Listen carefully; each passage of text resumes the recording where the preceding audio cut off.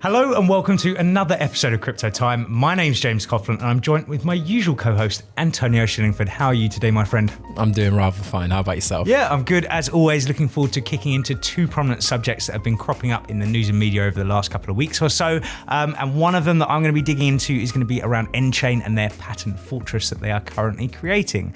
Can you give the listeners a bit of an insight as to what you're going to be talking about today? Yeah, so brief description on mine. Mine's going to be on some of the major breakthroughs that they've actually had on the BSV testnet.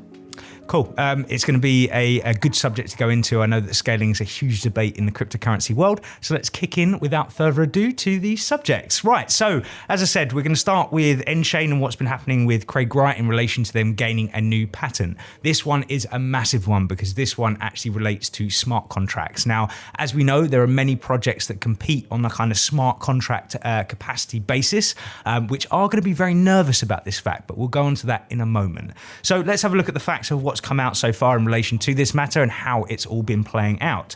So blockchain development and research firm nChain have been granted a patent for blockchain enforcement smart contracts.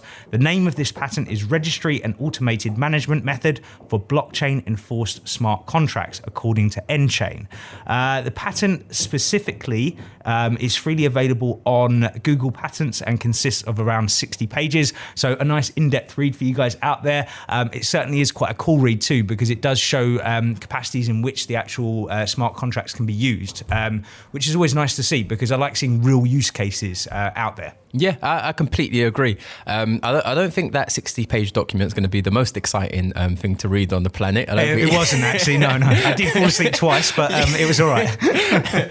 But it is definitely important because, of course, it's stuff that nChain are now preparing to start enforcing because they've hired a lawyer to take that role. Exactly. That's a really cool point, and actually we'll dig straight into that one rather than going into what I was going into. So in relation to the actual patent lawyer that they've actually employed, he's not in essence a patent lawyer to actually get them approved. This is all about infringement. So it's about looking who's infringing the current patents that are out there and actually bringing them to some sort of justice or making them pay a licensing fee or whatever it may be. So Craig, for me, has been playing a long chess game here and it's been working very well. He's been applying for patents now for years. This was not a short game. This was a long game that he was playing, right? And what has now happened is he's had many of these actual patents granted. As we mentioned in a previous episode, at the Cryptocurrency Forum event, they mentioned that 200 had already been approved. And now this, in addition, is a real combination. Knowing that they've also employed someone to start kicking in is interesting. And I think we should add in there as well, these patents, every single time that, of course, you're going through the process, it is costing these people millions to protect the intellectual property that they have.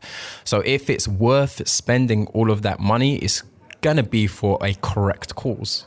No, exactly. Now, that's all of the kind of important stuff out the way. Now let's get on to the funny side of things that we always see, which is the trolling that's been happening across social media in relation to this matter. So been really, really quite interesting to see. Since the news of the patent broke, various Bitcoin SV proponents have already begun taking shots at other smart contract capable blockchains, with Ethereum in particular receiving much of the attention. On Twitter, one Bitcoin SV maximalist issued a final warning to the Ether holders while seemingly mocking, asking Ethereum's Vitalik Buterin what a fair licensing fee would be. Now, this is just the start. As you can imagine, across Reddit and all the rest of it, we've seen further points put out there.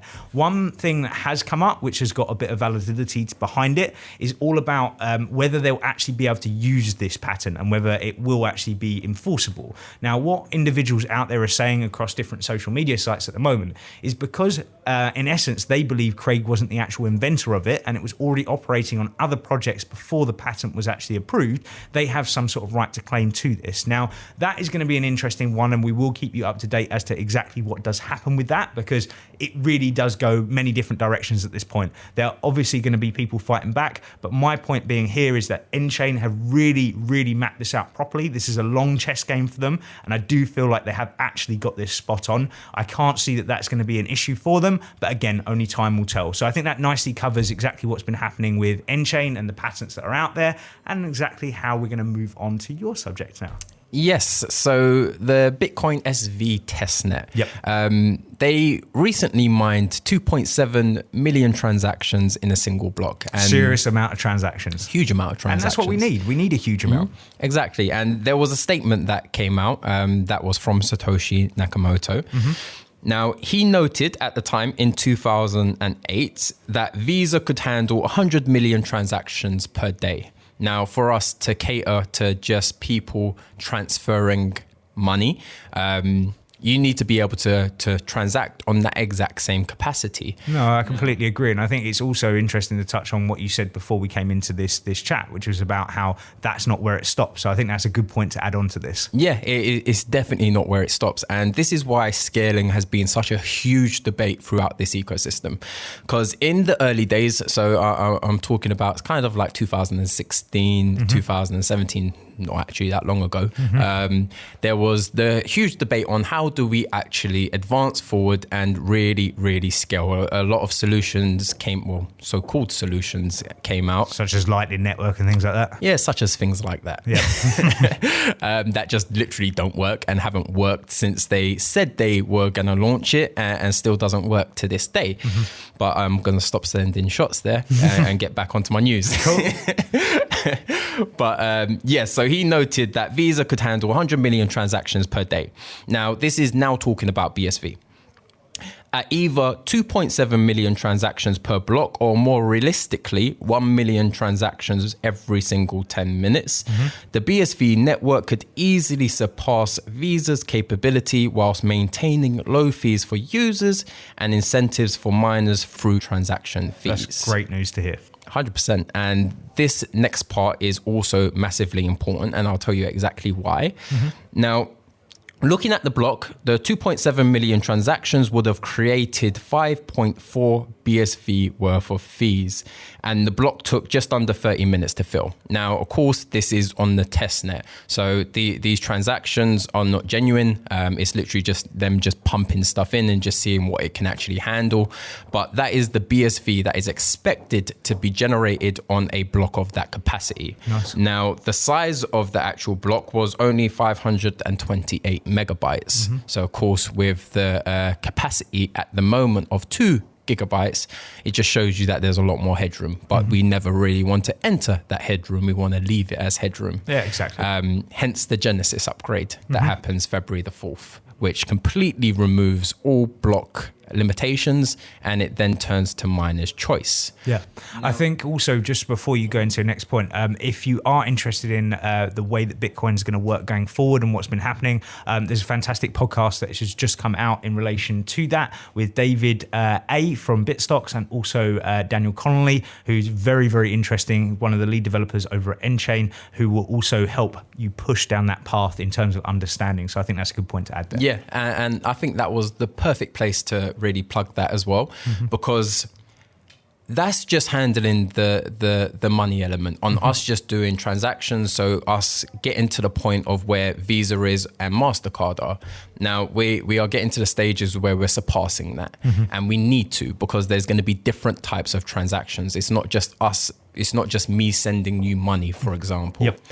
There's going to be data transactions. So the fact that you can build an Instagram on top of it, you can build a Facebook on top of it. So every single like, every single interaction will be deemed as a transaction. And when you think about that and put it into real terms, I don't know the figures or the metrics, but I'm sure if you were to look at, say, just one social media site alone, like Facebook, to how many likes they actually have go through per second or per minute, I bet it's colossal. And then when you add, for example, all those financial transactions that happen in the world, as well as all these other things that we're mentioning, you are going to need a huge capacity to be able to deal with it properly. And I think that's something that the only actual point that's being addressed at the moment is with BSV. They're the only people that are truly showing that they can actually scale to this real capacity that is coming.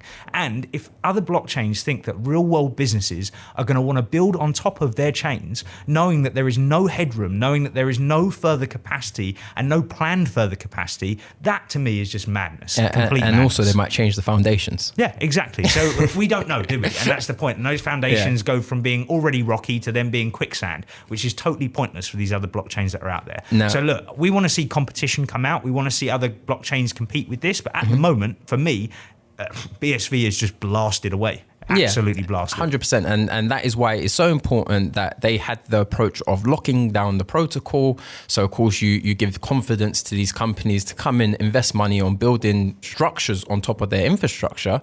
But not just that, giving them the headroom that they need so that through busy periods, they aren't stagnating, the network doesn't jar, they're still able to process transactions or send around data. True. Now, going back to the previous point on why it is actually so important that during those transactions, they managed to generate 5.4 BSV in transaction fees. Because, of course, we know we have a major event coming up called the halvening. Now, during the halvening, how a lot of these miners are currently receiving value just from the simple sense, so without actually creating a company itself and then going through loads of different avenues and creating direct contracts with end users. So just the simple way that miners can actually make money at the moment is from one, the actual reward incurred in each individual block, which at the moment is 12.5 Bitcoin, BCH, or BSV. And what they also get along with that is the fees attached to every single block. So the transaction fee that I'm paying as a user then fundamentally goes to the miner. Yeah, so just to be ultimately clear on that, when miners are out there, what they're getting their reward from is the block reward itself. So that's going from 12.5 to 6.25, and then all of those transaction fees that are wrapped into it. So I think that's something which is very achievable for people to see out there as to how the future of BSV will become more bright than what we have with Bitcoin, just purely because there is not the capacity there. And that's pure and simple. Yeah, and this is why it's so important to build up volume, true density in each and every single block, because you need to incentivize these miners to still be about even after the halvening, because they're going to be going from a situation of where they're earning this amount of money.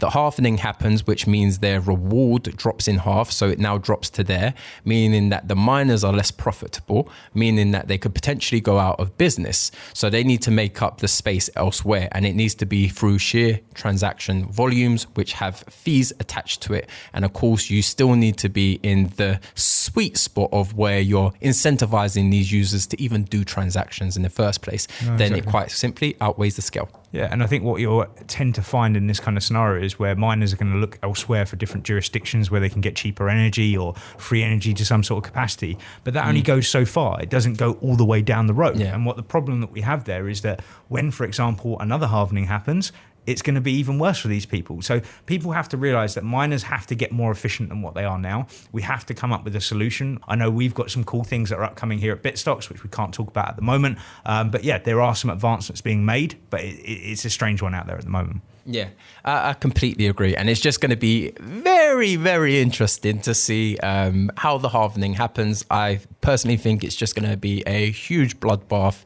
and a lot of the miners that are inefficient are going to get completely exposed, and it's going to force people to point their power in the correct direction. Yeah, perfect. And one last point that I just wanted to make was about the miners themselves. So if, for example, somebody's running, say, an S9 Ant miner, and they're running that on the BTC chain at the moment, because obviously we work with SHA-256 algorithm, it's very, very simple just to switch across to using something like BSV. And if you can see that there's more profit to be made, it's not a situation where you're having to sell all of that mining ware and all of that equipment off. You know that you can actually just flick of a switch, go and start mining something which could potentially be more profitable for you. And also to think about longevity. Yeah. No, exactly. So I think that's a really nice little spot to wrap up this episode. As always, guys, thank you so much for watching. If you are liking the content that Bitstocks are creating at the moment, please hit that like, subscribe, and notification button. You can also listen to us through Spotify and iTunes, and we've got a fantastic new podcast out featuring Daniel Connolly. So as always, guys, thank you and bye-bye. Peace and love.